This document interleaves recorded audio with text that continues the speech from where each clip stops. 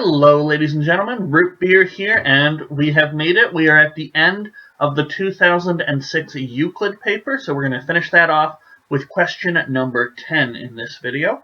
Let's take a look. So, points A1, A2, all the way up to AN are equally spaced around the circumference of a circle, and n is greater than or equal to 3. Okay. 3 of these points are selected at random, and a triangle is formed using these points as vertices. Okay. If n is equal to 7, what is the probability that the triangle is acute? And then for those of us who don't remember, acute just means the interior angles are each less than 90 degrees. So an equilateral triangle is acute, for example. Okay. So this is probably just a basic, let's count some things question. I'm wondering where they're going with this, so I'm going to read B and C together. If n is equal to 2k, so if n is even for some positive integer greater than or equal to 2, determine the probability that the triangle is acute. So same basic question talking about triangles being acute, but in A part we have n is 7, and now we just have n is any even number. Okay. And then C, once again, we take n to be even. Determine all possible values of k for which the probability that the triangle is acute can be written in the form a over 2007 for some positive integer a. Alright, so in B part we'll probably get a formula for the probability in terms of the choice of k. And that'll be, it's a probability, so we'll probably represent it as a fraction. Set the fraction equal to this, and then we'll probably have to use things like factors of 2007 to, in some way, work out the possible values of k. Right? We want the possible values of k, not really the possible values of a. Alright, interesting. So, I don't quite have an instinct on B yet, so I'm going to try and do A, and that'll sort of ease me into this question of when are triangles acute. So, n equals 7, that's small enough we can just draw this circle. Brace yourself for a terrible circle.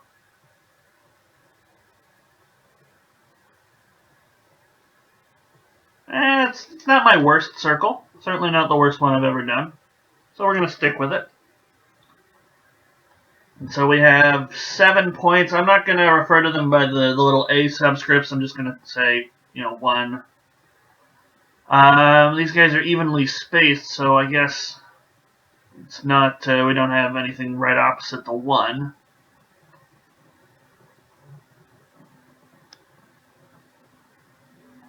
And I don't think they said clockwise versus counterclockwise. I don't think it matters either.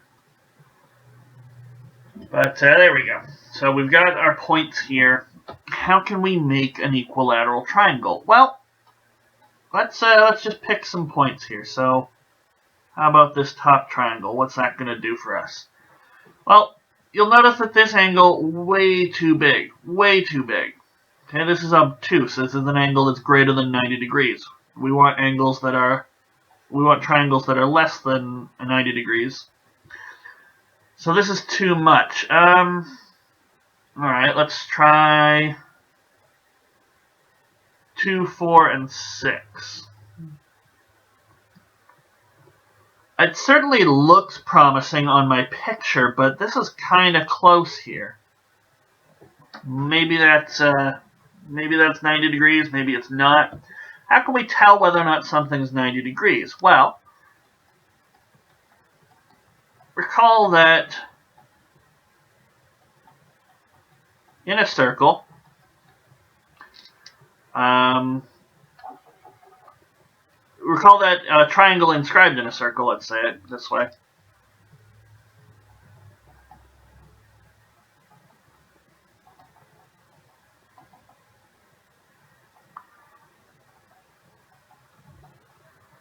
So this is a nice little circle result. It's a right-angled triangle if and only if, or exactly when, one of its sides is a diameter for the circle. Okay, this is a nice, very important circle geometry result, and I think that will help clarify things. Because if we just look at another circle, and I'll draw some triangles, so purple again. So if we have a diameter, we get ourselves a right angle triangle. Now, if we have our entire triangle on one side of the diameter, we're going to get bigger than 90 degrees for one of the angles. But if the triangle is sort of evenly spaced, we should get acute.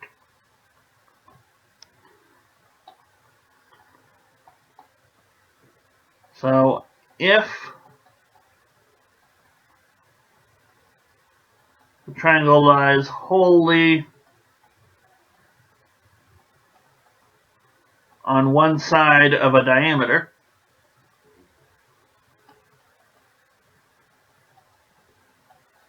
then it is not acute. And so when is it acute? Well, you can't just say this line is below a diameter because, I mean, I could have this line being below the diameter, but then this triangle here is obtuse. So what exactly, for each pitch, so for the triangle to be acute, you'll notice we're not really talking about the 7 points here anymore. What I'm saying can now actually apply to our triangle, or the acute triangles we want to create in B and C. Right? What I've written here, about the inscribed circles, the right angles, this is all stuff that applies just to any acute triangle. We're going to take what we learned here, and I think it will be enough to start counting, does 1, 2, 3 work? Does 1, 2, 4 work? That sort of thing. And then we can quite quickly get A, I think. But what we're saying here will now carry through and sort of be our general theory for A, B, and C. For the triangle to be acute,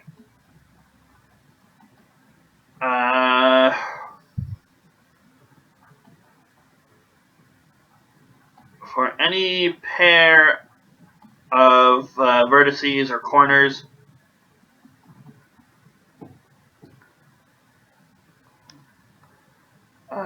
the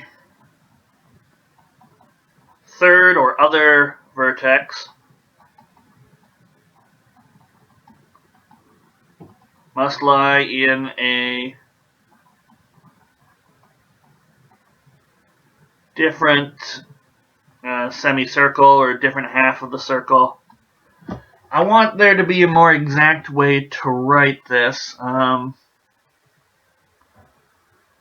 So here, I choose this vertex and this vertex. This third one over here lies in a different half.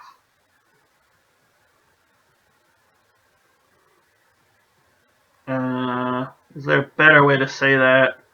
I suppose we could make it more exact by saying the edge here, and then we draw the diameter parallel to that edge. The third point must lie across the diameter. And that would be slightly more exact, but I think the point still comes across quite clearly. Okay. So,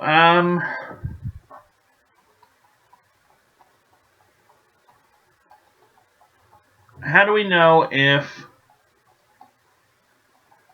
our 3 chosen, I'm leaving some space because I'm going to redraw the 1, 2, 3, 4, 5, 6, 7 again. And actually, I don't really need the circle itself.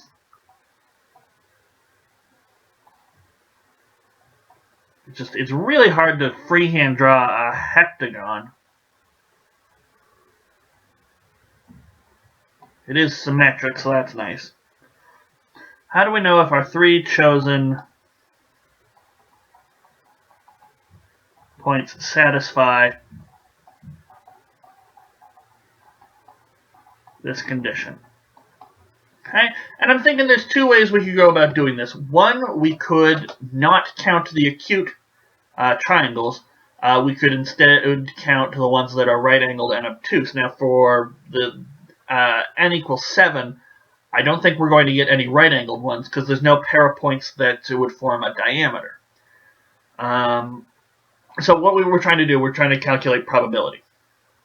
So to calculate probability, we, in a discrete equiprobable sample space, we count up the number of things that we care about, the things we want, in this case, the number of acute triangles, and then divide by the total number of triangles. Now, the total number of triangles is not going to be that hard to calculate. If we're familiar with choose notation, we can throw that up really quickly. Other than that, I'll show you, I'll talk about how to do it if you don't know choose notation in combinatorics, because I think that was still part of something you could study in high school for 2006, but I don't think it is nowadays. I seem to recall recently on the 2015 or 2016 Euclid or something like that, they used choose notation but had to explain what it was. So I think they're trying to focus less and less on that. Anyway, so our choice is, do we count up the obtuse triangles or count up the acute triangles?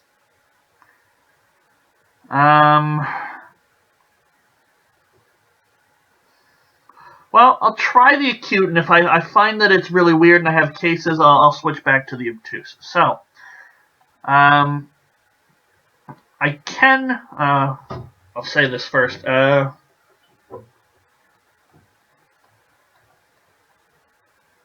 we may assume, by rotating, that one of our chosen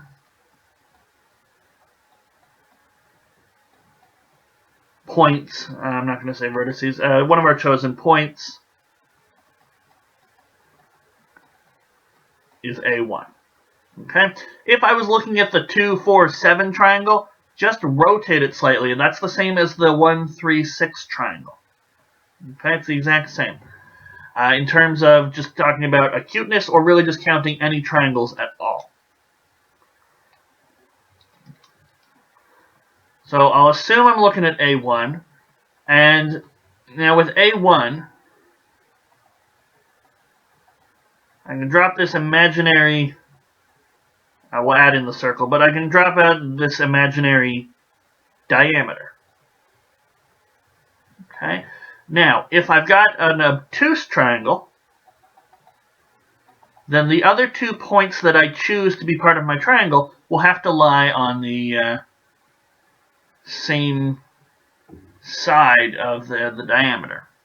So I couldn't choose 2 and 4, but I could probably choose 2 and 6.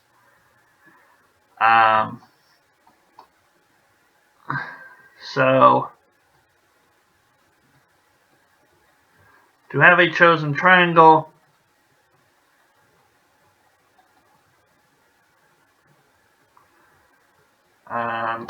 we'll make reference to our picture. So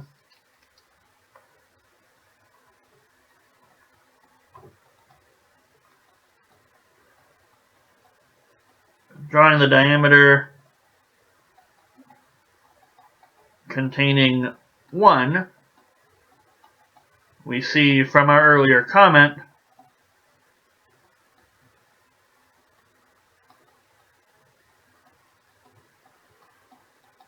that the other 2 points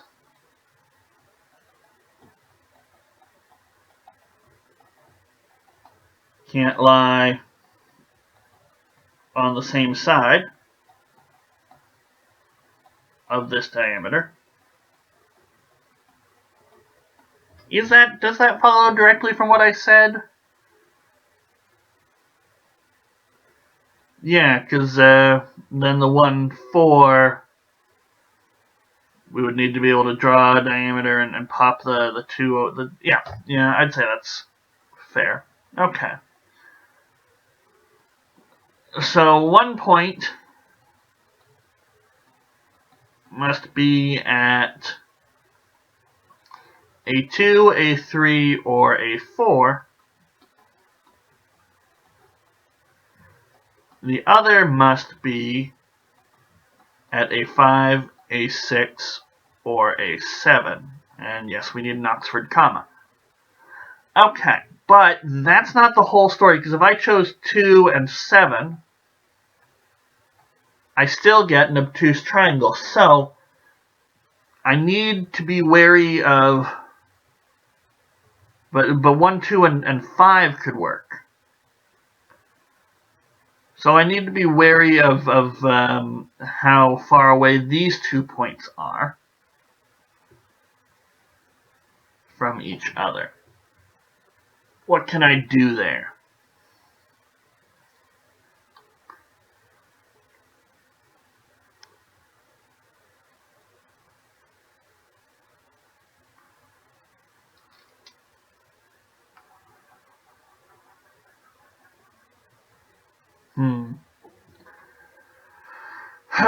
So I know that this is a problem, and it's according. If I just stopped there, my current system would give me triangles that are still not acute. So what do I want to say? I want to say if you choose 2, drop the diameter there, you can't choose 7 or 6, you have to choose 5. If you choose 3, you can't choose 7, you got to choose 5 or 6. If you choose 4, actually, if you choose 4, everything's allowed. I mean, I suppose it's short enough that we could actually list these out. And then I'll think about this and try and generalize. So notice that A2, A7, and A2, A6 give obtuse triangles.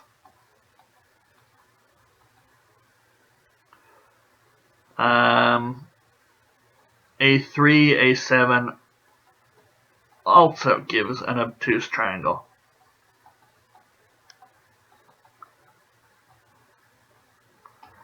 And the others are acute. I don't have a problem with this. I mean, I think because it's only 7 points, just writing out the cases here would be fine. We did some math, we did some intuition, some circle geometry to narrow things down.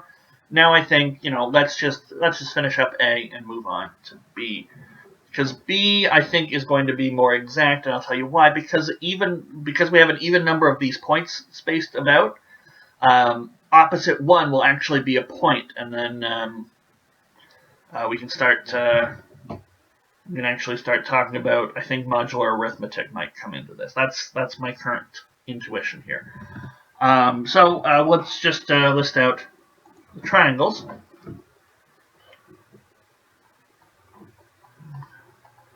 We check, and A2, A5, A3, A5, A3, A6, A4, A5, A4, A6, and A4, A7 give. I dropped off writing the A1s. If you're really nutty about it, yeah, you can write them in. It's just an extra thing I have to write, and I already said A1 is going to be one of my points. So here are the acute triangles. So that's 1, 2, 3, 4, 5, 6. So 6 acute triangles, but we want a probability, right? They didn't say give me count the number of them. They said we want probability. Well,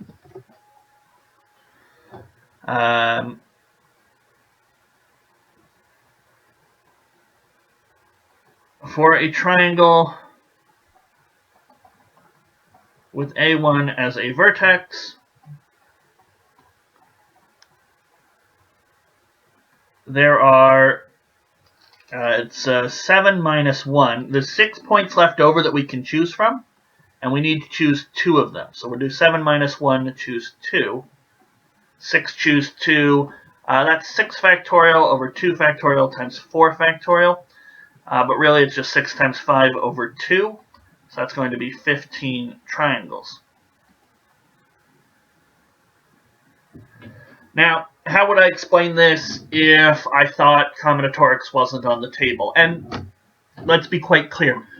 If you know combinatorics, you are allowed to use combinatorics notation even if it's not part of the curriculum where you're being taught. Okay? But I'm making this video, I don't know whether or not you know it, so how would we think about this in a different way? We're just going to briefly skim this, and I do encourage you to look up choose notation, binomials, and things like that. It's good stuff, and if you're going to keep writing contests, understanding those concepts can make things a little faster. So the way we would view this if we didn't know that how choosing things works and that there are formulas for choosing a certain number of things out of a certain given set, we might say there are 6 points left to pick. Once we've picked one,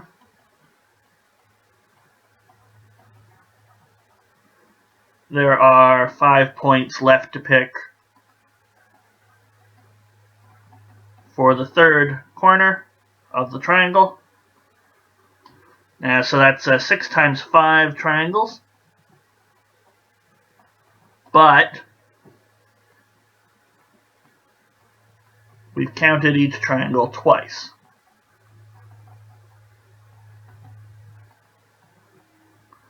Okay, if I pick corner A2, then A3, I'll get the same triangle as if I picked A3 in my 6 points, and then out of the remaining 5, picked A2. Okay, the points don't care what order I picked them in. Once I've picked them, I get a triangle. So instead of 6 times 5, we got to divide by 2. And that would be this formula right here. Okay. But either way, we get a probability of 6 over 15, which we get a factor of 3 on top and bottom, so it's 2 over 5. Okay. Now, if you think about it, you might say, gee, you sort of cheated a little bit. You said we're going to fix a point at A1. And you just said, well, that made our calculation easier, but do we still get the same probability? Absolutely you do. What will happen is, and we'll just briefly talk about this, you'll get a total of 7 choose 3 triangles. And for each of our 6 triangles, there's 6 times 7. How do I want to show that this is the same calculation? You get 7, because you can move that A1 to 7 different locations, but then you're counting each of those triangles 3 times. Okay, because if we have a triangle that's A1 and A3 and A5, okay, I can rotate it to get another triangle at A2, A4, and A6. Okay, and this is a triangle that doesn't have that pesky A1 problem. Okay, so you can rotate the A1 point to A2 or A3 or A4 or A5. So we get 7 new triangles from each triangle. Or we get 7 triangles from each triangle that was centered at A1. But think about these other points. They're going to eventually be rotated so that they're at A1. A3 comes up to A1, and then this one's A3, and this becomes A6. So we've got this triangle, but he was already counted. And so for each vertex, there's going to be there's 3 vertices. Each one of them can have their turn up at A1, and that's why we divide by 3. But if you know anything about choose notation, you'll know this is 7 times 6 times 5 over 3 times 2. And so we get this many triangles over this many acute triangles over this many actual triangles, and the 7 and the 3 cancel out, and it's our original calculation. Okay? So that's why we're allowed to do the let's fix it at A1 sort of stuff. Okay? That's entirely allowed here. Okay? So just in case you're worried about that, we could absolutely do the exact same stuff. And maybe for B part, we'll avoid fixing something at A1, although I really like it. It makes it so I only have to choose 2 points instead of 3 points. And it's a lot easier to explain that for people who don't know choose notation than how do we do 7 choose 3. Anyway, B part, I just need a little refresher on what that was. Even number, determine probability. Okay, yeah. I didn't think there was any other twist, but sometimes we forget. So we'll keep going, but now we understand how to make acute triangles a little better. 1, 2, 3, and this is where the even, I think, comes into it. We're going to have k plus 1, right? Because it'd be 1, 2, 3, 4, and that would be k is equal to 2. So yeah. And then we get k plus 2 over here, yada, yada, yada, all the way up to 2k just before the 1. All right, so once again,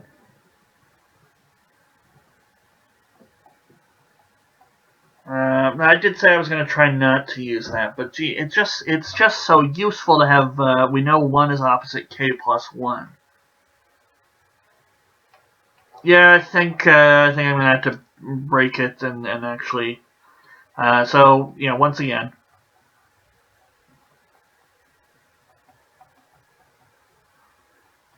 let us fix a corner at A1 by rotation, and I guess we also need the fact that, and even spacing of the points. This is okay. Although this is okay is not usually a phrase that should be in a mathematical proof, but anyway, we're going with it. So, the nice thing here is we've got this diameter 1 and k plus 1. So it's quite clear now when 2 points are opposite each other.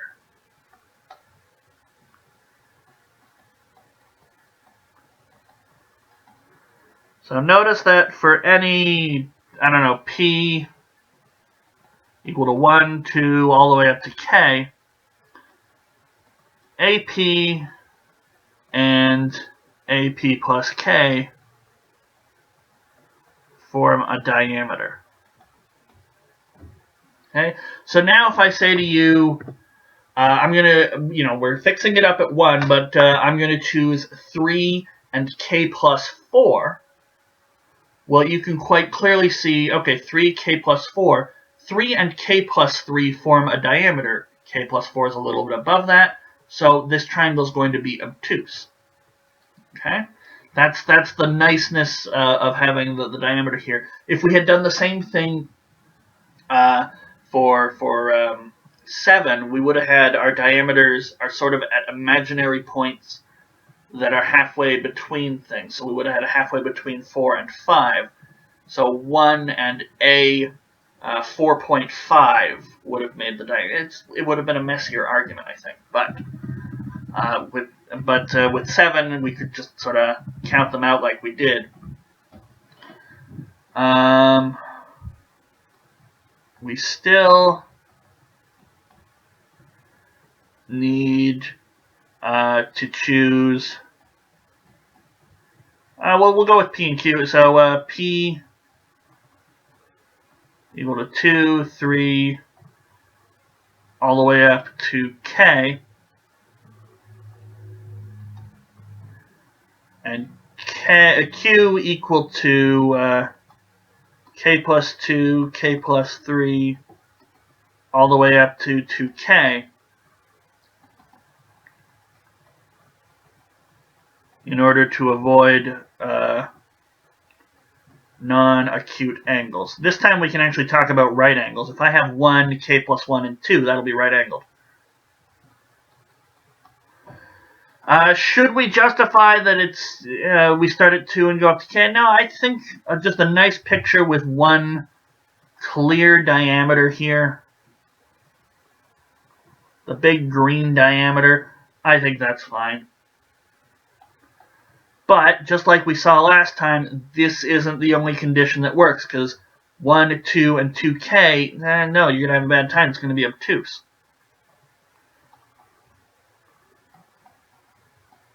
To ensure acuteness,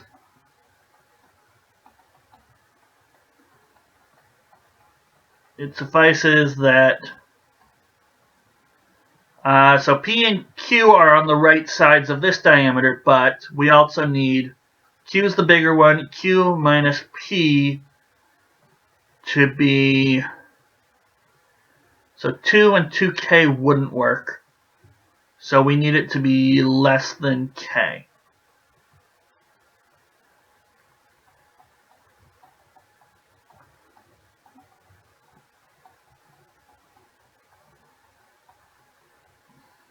So that 1 is on the other semicircle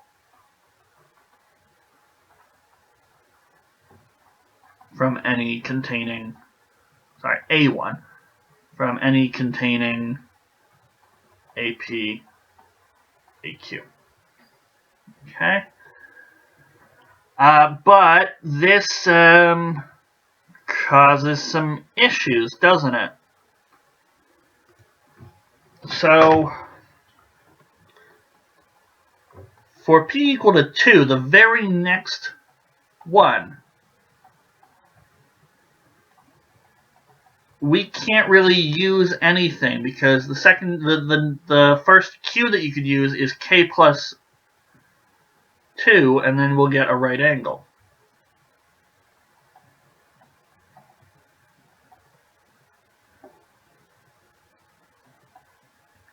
So there's no Q, as Q minus 2 is greater than or equal to K plus 2 minus 2, which is equal to K. Because remember, Q is greater than or equal to 2. Or Q is greater than or equal to K plus 2. For P equal to 3, we need... Can we rearrange this? So we know Q minus P has got to be less than K. So Q is less than K plus P, but Q is also, and Q is also greater than or equal to K plus 2. So for P equal to 3, we get K plus 2 less than or equal to Q less than K plus 3. Only Q equal K plus 2 will do.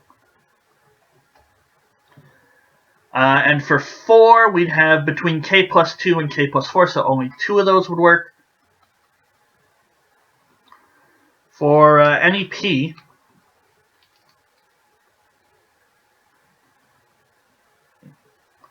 K plus 2 less than or equal to Q less than or equal to K plus P, there are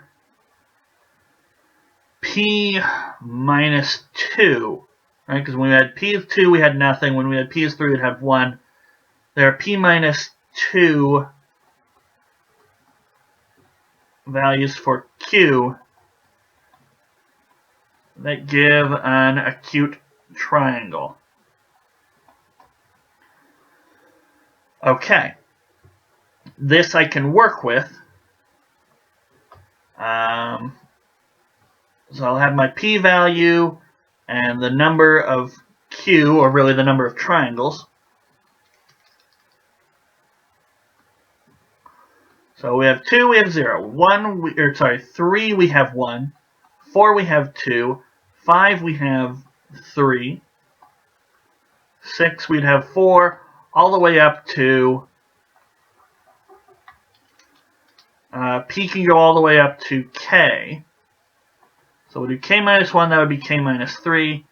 K, it would be K minus 2.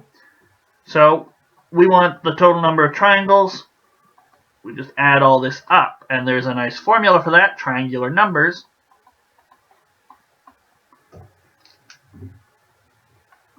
So this is the number of acute triangles. So this many acute triangles. Okay. Good. We have a formula for the acute triangles. Now, how many triangles overall. Once a 1 is fixed, there are 2k minus 1 other points. We must choose 2 of them.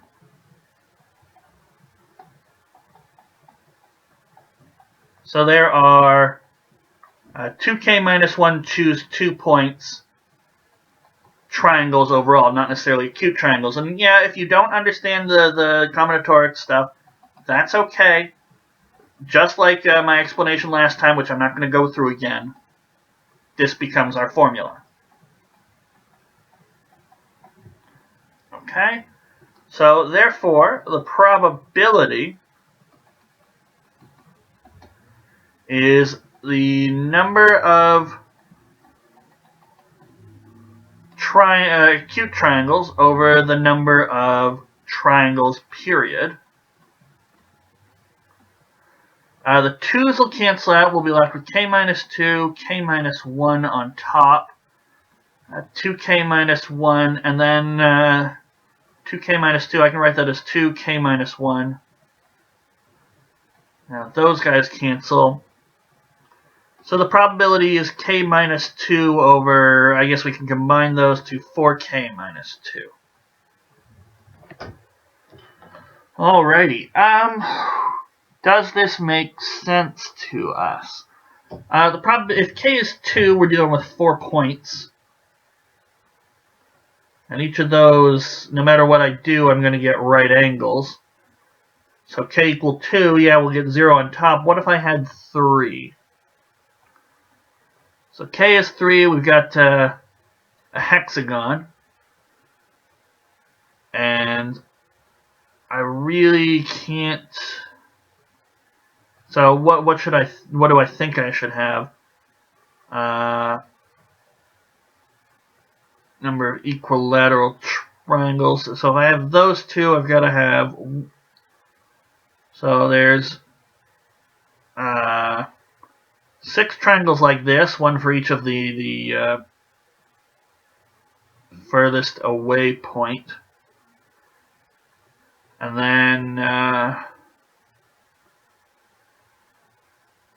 guess there's 2 triangles like this. So that would be 8 triangles. 8 what we're looking at here. So we have 0, 1, or 2, or we have 1, 1, 1 points in between. Yeah, so I think it's 8 over 6 choose 3, which is 8 over 20. And that's 2 over 5, but then this is 3 minus 1 over, so 3 minus 2 is 1 over 10. I've done, so 1 over 10, wait, what? Oh, this isn't, this is right angled. Oh, doy. Okay, so it's just 2 of them. 2 out of 20, and yeah, hey, that works. Okay. So I'm convinced of my formula after just a couple little trials. I think because we need to use the probability formula in C-part, it's a good idea to just stop and say, does this work? Okay, I tried it for 2 small cases. Let's move on. Let's not worry about it.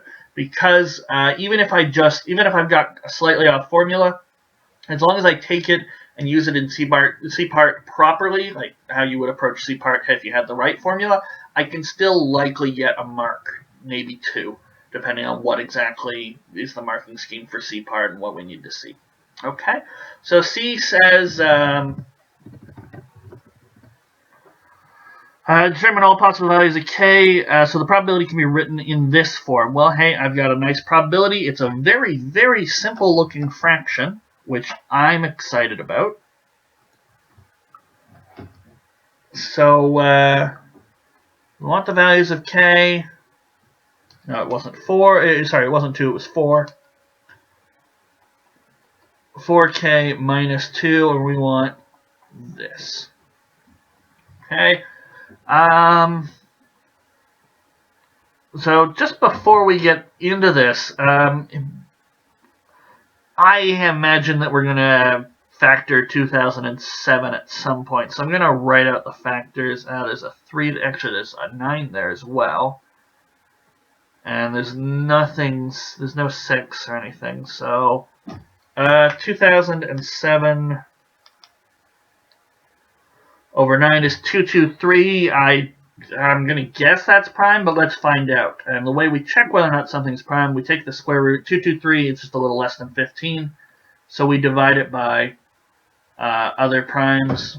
So, divided by 13. We need to divide by primes less than the square root. That's the fastest way to check. So the next prime less than its square root is 13. Nothing works. 223 divided by 11. Nope, not an integer. 223 divided by 7. No, and I can see 223 doesn't end in a 5, so it's not a multiple of 5. Not another multiple of 3. Not another multiple of 2. So 223 is our remaining is prime. So 223, and then now 3 times 223, so that's 669, and finally 2007. So we don't have that many primes, and maybe we should prime factorize it.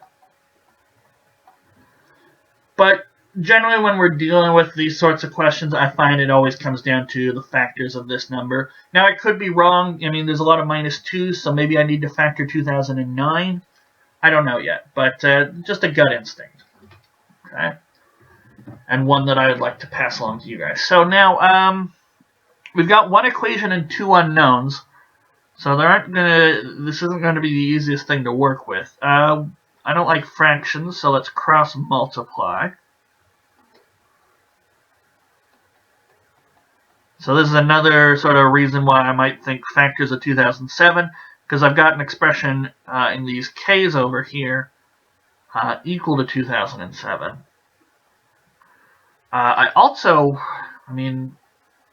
Do I want to divide by k minus 1 or k minus 2 over here? I think that's going to be a tad messy. And I shouldn't have expanded things out because I can write it like this, and now I see, well, 2 is a prime, so 2 divides 2007 times k minus 2, and this gives us some information about, so 2007 is odd, so this tells us a little something about k. So k minus 2 is even, and an even plus, so k is 2 plus an even.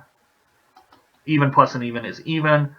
I'm going to let k equal to, 2r. I was going to say x, but we were using p and q earlier, so we're just going to use r here.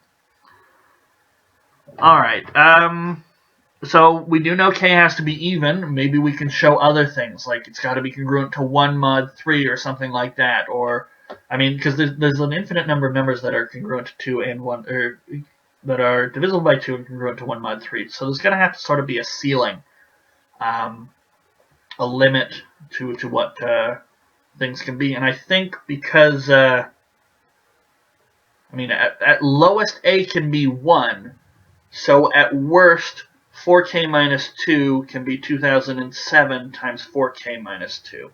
Or sorry, not 4k, but times k minus 2. Things to think about. Because we're gonna want to limit. There's only going to be so many possibilities, and I was thinking maybe the limit would come from my factors of 2007, but that's not seeming quite as obvious right now. But we'll see where we go.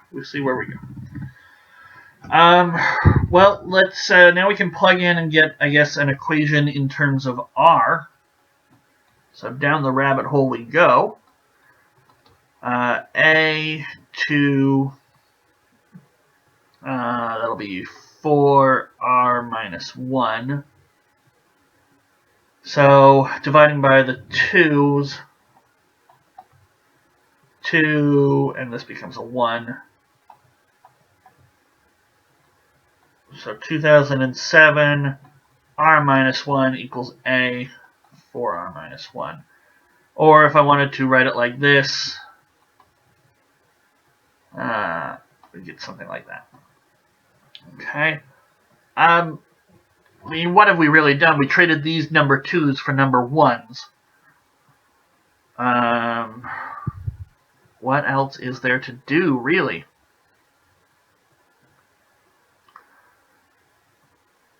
So I said at lowest a can be 1.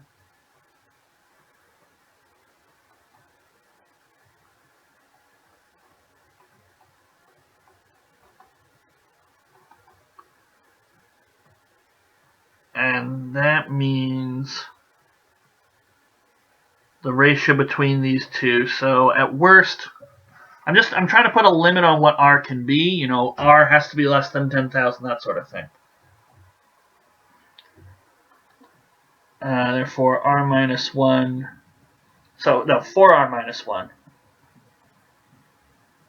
has to be less than or equal to 2007 r minus 1.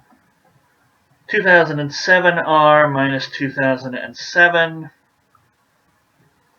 So 2006 has to be less than or equal to 2003 r.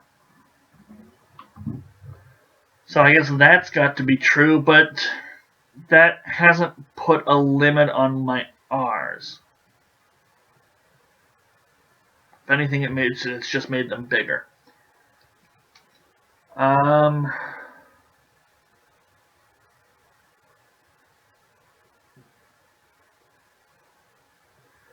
Yeah, so not helpful. I want something like r less than or equal to, but that way I can say, oh, r is only from 1 to 100. It's got to be even. It's got to be a multiple of 5 or whatever. That would certainly narrow down my possibilities.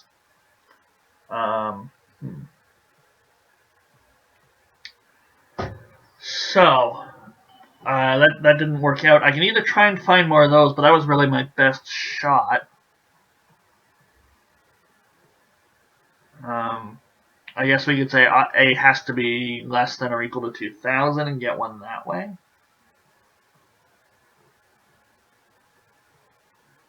I don't think I'm going to get an upper bound that easily, so I think I'm going to have to fall back and try and do some sort of factoring thing. I did write out the factors of 2007. So whether or not we use those ones that I rather hastily wrote down because I thought, oh gee, this might be easy. I should have never. I mean, C part's never easy. But I think the only thing to do is I don't think we can get a quick less than or equal, and even then we'd still have to know some more things about r before we narrow it down. So I think we'll have to do more factoring. With this new equation, 2007 r minus 1 equals a for r minus 1, but there isn't an obvious factor in either of those. I need to know more about r, and that's the thing I'm trying to know more about anyway, so it's sort of catch-22. I can't factor this better until I know more about r, but I don't know more about r until I factor this better. Now 2007, maybe we focus on that. It's got some factors here. Some 3s, some 9s. So 3 and 9 are small enough that they might be useful. 223. Not the easiest number to work with.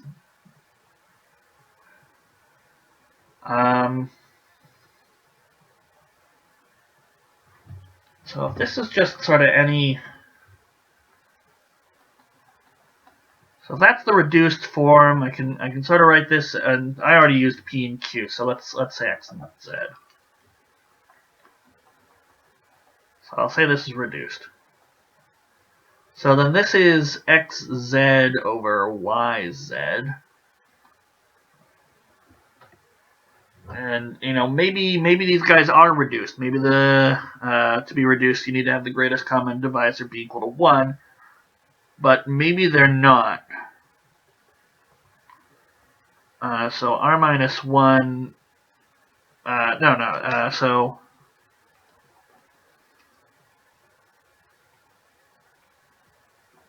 we can say maybe this guy's w and w, and x over z, y is reduced. So reduced fraction. We can say things like 2007 minus a is wx minus y, and 4r minus 1 minus r minus 1 is zx minus y. So there should be some sort of nice factor there. But again, if I don't know anything about a, I'm a little stuck. But this I can simplify to the minus 1's cancel, and we get, 3r. Oh, that's nice. Still, I've got this pesky r in here, but the 3 is nice, because the 3 will have to divide this, and the 2007 has a factor of 3, so I think there might be something going on here. Regardless, I can say 3 divides 4r minus 1 and minus r minus 1, so 3 divides their difference. But I don't know what r is. If r was something like 225, then there's lots more factors. So that darn r is in the way. But I think if instead, so I want to get, I don't like the r, so we'll subtract off 4 of those. Minus 4r plus 4 is equal to 3. So that gets rid of it. And we don't really have minus 4. So, wait a minute, hold on. So, reduced fractions. So reduced fractions have to have GCD of 1. Is this a reduced fraction? Must it be a reduced fraction? So hold it. Suppose d divides r minus 1 and 4r minus 1. Then d divides 4r minus 1, this calculation right here, which is equal to 3. So the only divisors these guys can have in common is either 3 or something that divides 3, but that's 1 or 3. So,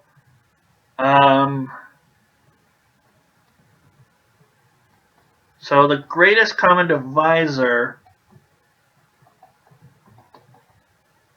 it's not necessarily 3, because maybe the more information about r would reveal that 3 doesn't work either, but it's 1 or 3. So that tells me either r minus 1 over 4r minus 1 is reduced, it's a reduced fraction, or r minus 1 over 4r minus 1, these guys are both 3 times something, so 3s over, I don't know, 3t, and we could solve for one of those really quickly. Interesting. If this is reduced, so if the GCD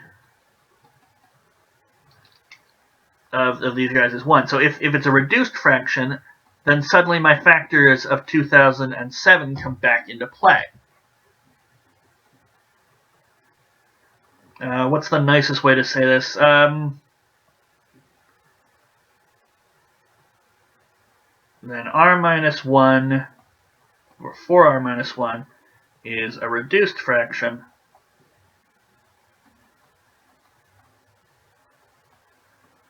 So a over 2000. So this guy up here is my x. This is my y. That's xw, yw. Therefore, 4r minus 1 divides 2007. And a is divisible by r minus 1. But now we have all these factors of 2007, and 4r minus 1 could be some of them. So we'll go over to the next page and make a chart, but I guess we just sort of have 2 cases to work out here, 1 and 3. And maybe the 3 one will just as simple as this is turning out to be. So 4r minus 1 could be 1 or 3 or 9 or 223 or 669 or 2007. What would we get for our r? So add 1, we'd get 2. 2 is not divisible by 4. Add 1, we get 4. 4 divided by 4 is 1. Add 1, you get 10. That's not going to work. Add 1, we get 224, and that will be 56. Yeah, 5, we get the 20, and 6, we get the 24. Add 1, we get 670. That's not divisible by 4. Add 1, we get 2008, and that is going to give us 502. So that's my r. My r minus 1 is going to be, doesn't matter, so we'll leave those blanks. My r minus 1 is 0. That's going to pose a teensy bit of a problem. 55 or 501. And now my a is going to be... Now I should have had something in here for w. W is going to be 1 in this case. Gosh, I don't know. Oh, wait, no. W is not going to be 1. It's going to be... Oh, 669. In this case, it's going to be 9, and in this case, W is going to be 1. How much do I have to multiply 4r minus 1 by to get the 2007? Okay. And then my A here will be 0. That's a problem because we said it has to be positive. My A here will be 501, and my A here will be whatever the heck 55 times 9 is.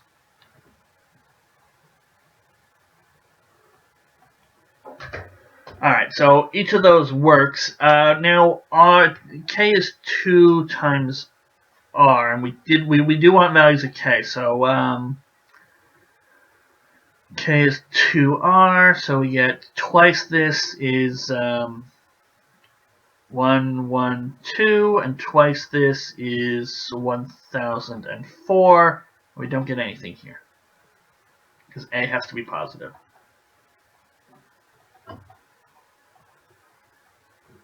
So this whole, as soon as we see r minus 1 is 0, we've got a bit of a problem. All right. So that actually gives us 2 possible values for k. Those might not be the only 2, because we've got the case where it's not a reduced fraction, where the top and bottom are divisible by 3. Okay. If the GCD of 4r minus 1, r minus 1 equals 3, then rather than making an s and a t, we're just going to say r minus 1 is 3s. So r is 3s plus 1. 4r is 12s plus 4. 4r minus 1 is 12s plus 3. And that's 3 times 4s plus 1. Okay, and then... So s and 4s plus 1 quite clearly is reduced, because it's an s and a multiple of s plus 1. You're not going to be able to get anything that divides that other than 1. So that's reduced. So s 4s plus 1 equals a over 2007. So just like before, 4s plus 1 divides 2007, and now some of these are 4s plus 1s, I think. And then we want s, and then from s we get 3s plus 1 is r, and we can do everything we did before. Okay, so 4s plus 1 could be 1, 3, 9, 2, 2, 3, 669, 2007. And I need to get s. Once I get s, I don't need r, I can just jump straight to k. So r is 3s plus 1, so k is 6s plus 2. These are the values that I need. I should also probably work out my A value, and what did I need for that? I needed sort of my W value. So 4s plus 1 times W, 2007. And that tells me that S times W is equal to A. Okay? Really, as long as I don't see an S equals 0, I should be fine. For example, so I can actually fill out the W column right away. 2, 2, 3, 9, 3, 1. Yeah, as long as S isn't 0, I think we're done here. So this would be subtract 1, 4s is 0, so s is 0, so this is what I'm talking about. Not going to work. 3 minus 1 is 2, can't divide by 4, so that's not going to do anything. 9 minus 1 is 8, so this is s is 2. K is then 12 plus 2, 14. And this will be 446 for my A value. That's perfectly fine. 223 minus 1 is 222. That's not going to work. Not divisible by 4. Subtract 1, we get 668. That'll be 167. 150 plus 17.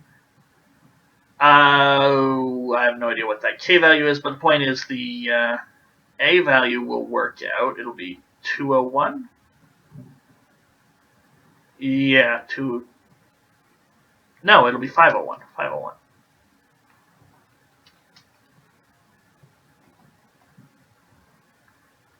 Yeah, 300 plus 201. Yeah, that's the problem. Okay. And 2007 will go down to 2006, not a multiple of 4, so there's nothing else for us to do. So now it's just, I know my calculator's right beside me, but I'm just going to do it this way. 6 times 6, so 40, carry the 4, 102, and that's it. And we wanted values of K, correct? Yeah, possible values of K, that's what we're going for. So 14 and 102 from this list, and then the other possibility was, so we had 112 and 104 here. Okay. So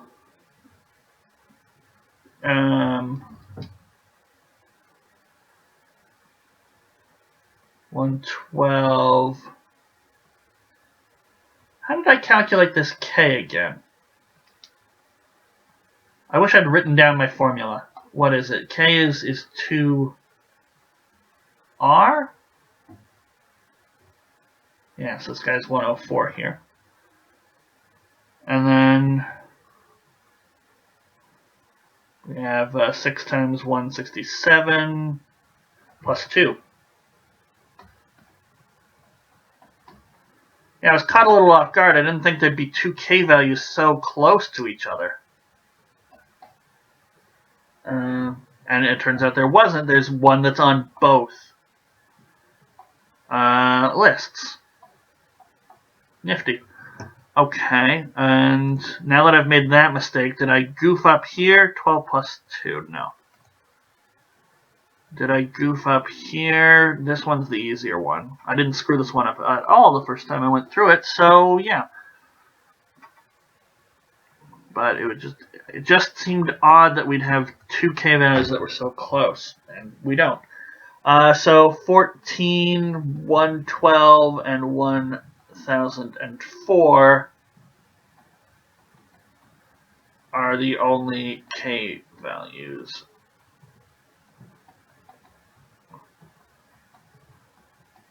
With probability equal to A over 2007. And I can even write out what these ones are.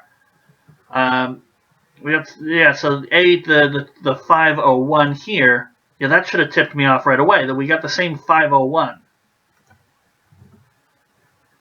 But we can have 495 over 2007, 446 over 2007, 501 over 2007. Yeah. I can't believe I almost wrote that.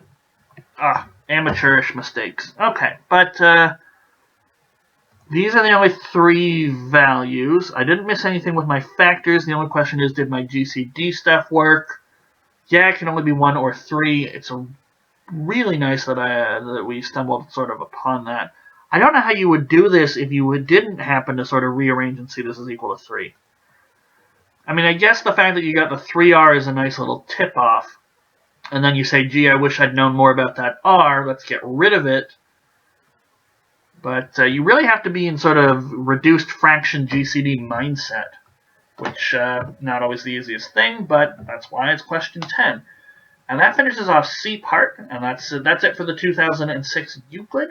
So my next Euclid will be the 2007 Euclid. If you're eager for more Euclids, I will see you guys for those videos in the future. Thanks for watching.